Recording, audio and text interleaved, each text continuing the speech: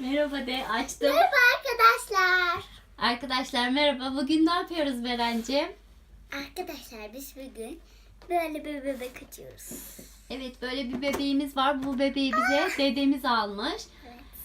Evet. Şimdi bu bebeği açacağız. Bu bebeğin özelliklerini göstereceğiz. Düşmüş mü Beren oradan? Evet. Tamam, bir hemen açalım onu. Ver bakayım Hadi bana. açalım. Beren onu hafif kenarından oynamış, açmaya çalışmış.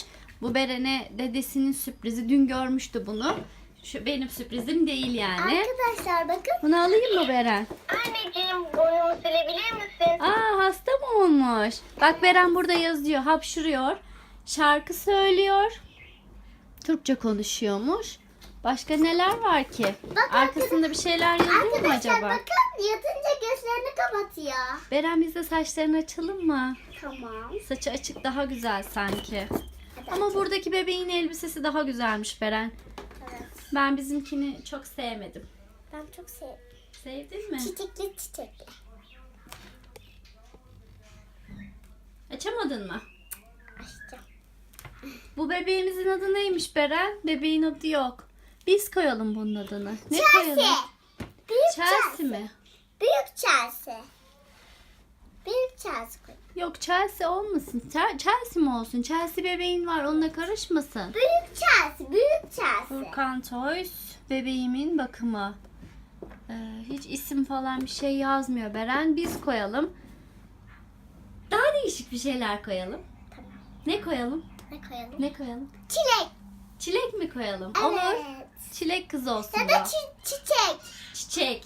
Evet. Tamam, çiçek kıyafetine mi uydurdun? Tamam. Açılıyor mu saçları? Açılıyor bir tane. Saçları açık, daha güzel görünüyor. Al bakalım, açtım. Biraz şöyle düzenle bebeğin saçlarını. Güzel oldu. Aa Beren, şurası ne kadar kel. Azıcık bir saç yapmışlar. Topluyken ne kadar çok görünüyordu. Şöyle önden gösterelim arkadaşlar. Arkadaşlar bakın. Güzel. Yumuşacık bir de Beren. Evet. Saçları açıkken daha tatlış bir kız oldu. Ve bir de saçları gerçek gibi. Bas bakalım neler diyor. Bir göster bakalım. Tamam. Ben şöyle yaklaşayım sana. Galiba ateşim var. Ay kıyamam. Baksana ateşine. Ablası. Alnından. Var mı ateşi? Var. Ne yapmamız lazım? Bilmem.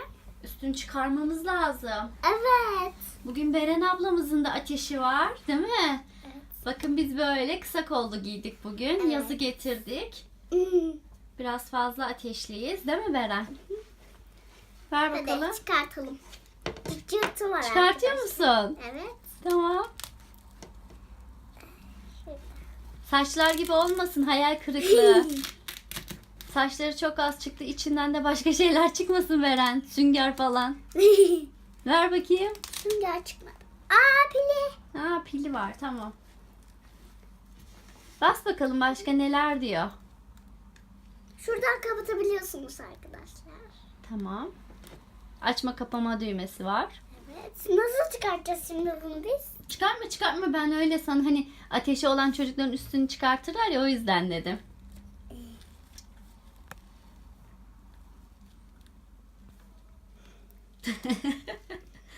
Kapat hadi. Kapatayım mı? Kapat. Burası mı? Hayır, orasını değil. Arka cırt Cırt. cırtını kapat, üşümesin. Başka neler diyor? Ben merak ettim. Neler söylüyor Beren? Çilek kız. Başka neler söylüyorsun? Çiçek. Çiçek mi? Pardon, çiçekmiş. Anneciğim üşüyorum. Hırkamı giydirebilir misin? Aa Beren, hırkamız yok bizim. Ne yapacağız? Hırka alalım bari bu bebişe. Evet. Hırka alalım biz sana bebiş. Hemen gidelim bir tane hırka alıp gelelim. Daha sonra giydirelim sana, olur mu? Olur. Anneciğim Ama burnumu her şey- silebilir misin? Burnumu silebilir misin? Beren şarkı da söylüyor diyordu. Bas bakalım, şarkıya ne zaman geçecek? Galiba ateşim var. Neden? Yine ateşe döndü. Bas bir daha. Anneciğim üşüyorum. Hırkamı giydirebilir misin? Tamam, biz sana hırka alacağız da sen bize bir şarkı söyle bakalım. Kendimi kötü hissediyorum. Bas bir daha. Tamam, burnunu da silelim senin. Küçücük Sildim. burnu var Beren. Dikkat et, silerken kopmasın. Tii. Bak, bir şey söyleyeceğim. O arkadaki düğmeyi acaba değiştirince falan şarkı mı söylüyor ki? Bilmem. Yoksa açma kapatma mı o? Açma kapat. Ver bakalım. Galiba ateşim var. Evet, ateşin var. Biz şarkı istiyoruz senden. Anneciğim burnumu silebilir misin? Dur. Ortada kapalı. Kendimi kötü hissediyorum. Kenarda açık. Anneciğim burnumu silebilir misin? Galiba ateşim var. Anneciğim üşüyorum. Hırkamı giydirebilir misin? Tamam, Biz sana sana hırka hırka- alacağız. En üste getirelim. Dur bakalım. Anneciğim burnumu Oh! Sen annelerin bir tanesi. Ay, teşekkürler.